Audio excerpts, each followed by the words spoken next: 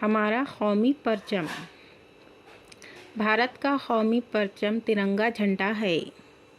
दुनिया के तमाम आज़ाद मुल्क अपनी पहचान के लिए अपना एक कौमी झंडा रखते हैं, जो दूसरे मुल्क के झंडों से रंग, साइज़ और डिज़ाइन में अलग होता है। हमारे मुल्क का भी कौमी परचम है। इसमें 3 रंग है, ज़ाफ़रानी, सफ़ेद और हरा। ऊपर ज़ाफ़रानी रंग है, सफ़ेद पट्टी में एक चक्र है। इसका रंग नीला है, इसे अशोक चक्र कहते हैं।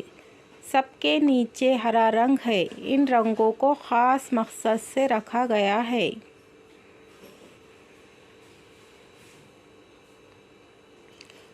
हमारा परचम इत्तेहाद मुल्क की सलामती और खुशहाली की अलामत है, इसलिए कौमी परचम को इज़्ज़त की निगाह से देखा जाता है। 15 अगस्त और 26 जनवरी को कौमी परचम लहराया जाता है।